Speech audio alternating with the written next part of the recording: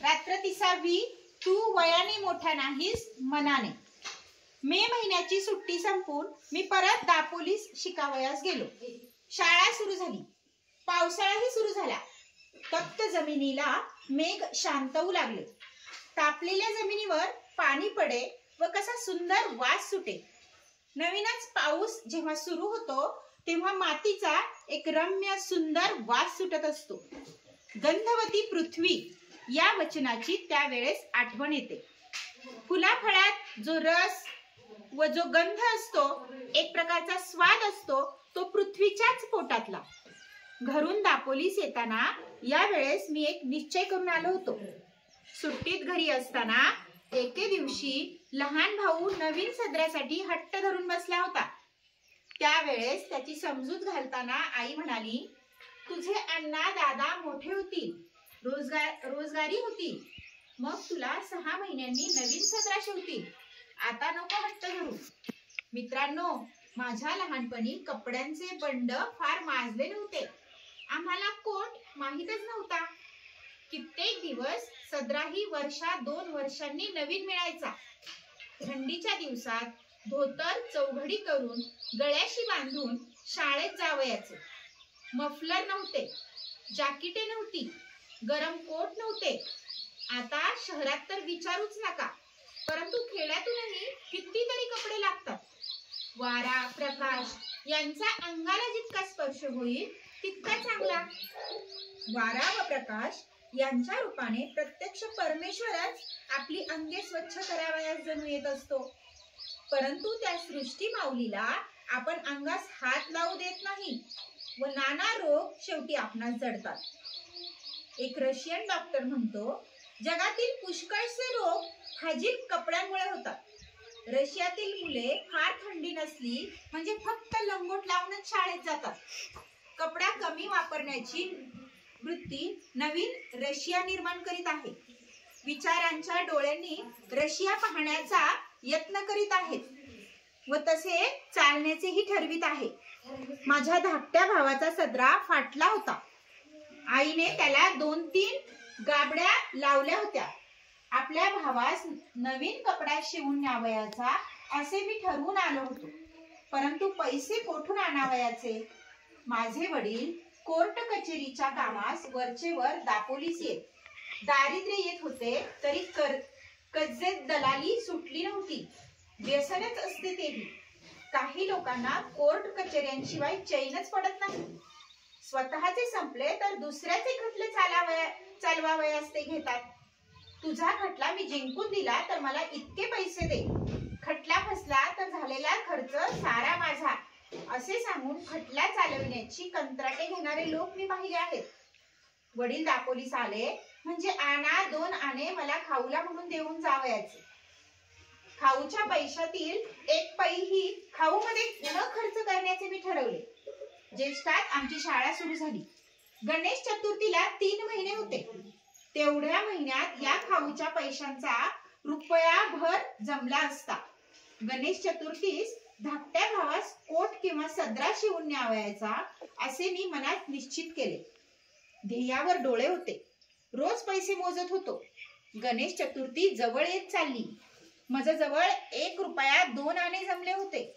गौरी गणपतीला नवीन कपडे करतात. आपल्या गावातील मुलांना त्यांचे आईबाप नवीन कपडे शिवतील. परंतु माझ्या भावास कोण शिवील? माझ्या भावाला मी शिवून नेईल. मी शिंप्याकडे गेलो. माझ्या भावाच्या वयाचा एक मुलगा मी बरोबर घेऊन गेलो. त्याच्या अंगाचा कोट शिवावयास मी सांगितले. 2 वार कापड घेतले, अर्धा वार अस्तर घेतले. कोट तयार झाला. जवळच्या पैशात सारा खर्च भागला. तो कोट हातात घेतला तेव्हा माझे डोळे अश्रूंनी न्हाले होते. नवीन कपड्याचा मंगलसूचक कुंकू लावतात, परंतु प्रेमसूचक अश्रूच मी त्या कोटावर शिंपडले. मी घरी जाण्यास निघालो. पाऊस मी म्हणत होता. मी ज्यांच्याकडे राहिलो होतो ते म्हणाले, पावसा पाण्याचा जाऊ नकोस, नदी नाल्यांना पूर आले असतील. पिसईचा पर्हा, सोंडेघरचा पर्हा यांना उतार नसेल. आमचे ऐक. मी कोणाचे ऐकले नाही. हृदयात प्रेमपूर आला होता. तो नदी नाल्यास थोडीच भीक घालणार. नवीन कोट बांधून घेऊन मी निघालो. पंख असते तर एकदम उडून गेलो असतो. चालण्याचे श्रमच वाटत नव्हते. सुख स्वप्नात दंग होतो. आईला किती आनंद होईल या कल्पनेत मी होतो. एक नानेटी माझ्या पायाजवळ येऊन उडी मारून गेली. नानेटी म्हणून एक सापाचा प्रकार आहे. तिचा हिरवा रंग असतो. नानेटी उड्या मारीत जाते. मला जरा भीती वाटली. जपून चालू लागलो. पिसईचा पर्हा दुधडी भरून वाहत होता. त्याच्या पाण्याला ओढ फार. काय करायचे? आईचे नाव घेतले व शिरलो पाण्यात. हातात काठी होती. पुढे काठी टाकावयाची, मग पाऊल टाकावयाचे. मी वाहून जाण्याच्या बेतात होतो, परंतु कसा बाहेर आलो देवाला माहित. माझे प्रेम मला तारीत होते. इतर नदी नाल्यांना प्रेमाने भेटावयास जाणारा तो नाला मला कसा बुडविल? मी माझ्या भावास भेटावयास जात होतो. त्या नाल्या इतकाच उत्सुक होतो. धावपळ करीत होतो. त्या नाल्याप्रमाणेच मीही हृदय भरून घेऊन जात होतो. रस्त्यातील खडी वर आली होती. सुयांसारखे दगड पायांना खुपत होते, परंतु माझे तिकडे लक्ष नव्हते. अंधार होण्यापूर्वीच घरी जाण्याची धडपड चालली होती, परंतु वाटेतच अंधार पडला. कडाड कडाड आकाश गरजत होते. विजा चमचम करीत होत्या. खळखळ पाणी वाहत होते. त्या पंचमहाभूतांच्या नाचातून मी चाललो होतो. शेवटी एकदाचा मी घरी आलो. ओला चिंब होऊन गेलो होतो. आई, मी बाहेरून हाक मारली. हवेत फार गारठा आलेला होता. वडील संध्या करीत होते व आईने शेगडीत निखारे शिकण्यासाठी दिले होते. अण्णा आला. आई, अण्णा. धाकट्या भावाने दार उघडले. दोघे लहान भाऊ भेटले. इतक्या पावसातून शाम कशाला आलास? सारा भिजलास ना? आई विचारू लागली. सोन्ने घरच्या पर्याला पाणी नव्हते का रे? वडिलांनी विचारले. हो, परंतु मी आलो कसा तरी? मी म्हटले. त्या दिवशी एक बाई वाहून गेली हो त्यातून. वडील म्हणाले. गणपतीची कृपा. बरे ते कपडे काढ, कडक पाण्याने आंघोळ कर. आई म्हणाली. मी आंघोळीस गेलो. धाकट्या भावाने माझे लहानसे गाठोडे सोडले. लहान मुलांना सवयच असते. त्यांना वाटत असते की काहीतरी आपल्यासाठी आणलेले असेल. परंतु मी माझ्या भावंडांना काय आणणार? कोणता खाऊ आणणार? कोणते खेळणे आणणार? कोणते रंगीत चित्राचे पुस्तक देणार?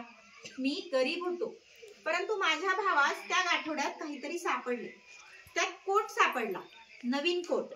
तो कोट नव्हता, ते हृदय होते. ते प्रेम होते. ती आईची फलद्रूप झालेली शिकवण होती. अण्णा, हा लहानसा कोट कोणाचा? हा नवीन कोट रे कोणाला? धाकटा भाऊ कोट घेऊन माझ्याजवळ येऊन विचारू लागला. मग सांगेन, घरात जा घेऊन. मी म्हटले. आई, हा बघ कोट. हा काही अण्णाच्या अंगाचा नाही. हा मला आणलाय. होय आई? धाकटा भाऊ आईला विचारू लागला. आईने कोरडे धोतर दिले. मी चुलीजवळ शेकत बसलो. आई म्हणाली. श्याम, हा कोणाचा कोट? मोरी जोशांकडे का रे द्यावयाचा आहे? कापातल्या मुक्याने पाठवला असेल. वडील म्हणाले. नाही, हा मी पुरुषोत्तम साठी शिवून आणला आहे. मी म्हटले. पैसे रे कुठले? कोणाचे कर्ज काढलेस का फीचे दवडलेस? वडिलांनी विचारले. कोणाच्या पैशांना हात तर नाही ना लावलास? आईने कातर स्वरात विचारले. आई, त्या दिवशी तू सांगितले होतेस, हा पहिला आणि शेवटचा हात लावलेला. ते मी विसरेन का? मी कर्ज काढले नाही, चोरलेही नाही, फीचेही खर्चले नाहीत. मी म्हटले. मग उधार का शिवून आणला श्याम? वडिलांनी विचारले. भाऊ, तुम्ही मला खाऊला आणा 2 आणे देत असा. ते मी जमवले. गेल्या 2-3 महिन्याचे सारे जमवले. त्यातून हा कोट शिवून आणला. आई म्हणत असे, तुझे अण्णा दादा मोठे होतील, मग तुला नवीन शिवतील कोट. मी मनात ठरवले की गणपतीला नवीन कोट आणावयाचा. पुरुषोत्तम, बघ तुला होतो का? मी म्हटले. अण्णा, हा बघ छान होतो आणि आतलाही खिसा. आता माझी पेन्सिल हरवणार नाही. आई बघ. पुरुषोत्तम आईला दाखवू लागला. मी सांगितलेली हकीकत ऐकून आईला गहिवर आला व ती म्हणाली. श्याम, तू वयाने मोठा नाहीस, पैशाने मोठा नाहीस, शिकून मोठा नाहीस, परंतु मनाने मोठा आजच झालास. हेच प्रेम बाळांनो पुढेही ठेवा. या प्रेमावर देवा दुष्ट नको कोणाची पाडू. वडिलांनीही माझ्या पाठीवरून प्रेमाने हात फिरवला. ते बोलले नाहीत. त्या हात फिरवण्यात सारे बोलणे होते, साऱ्या स्मृती होत्या. आई, याला कुंकू लावू? पुरुषोत्तमने विचारले. बाळ, आता घडी करून ठेव. उद्या कुंकू लावून देवांना नमस्कार करून अंगात घाल. नवीन कोट घालून गणपती आणायला जा हो, आई म्हणाली. आवडली गोष्ट?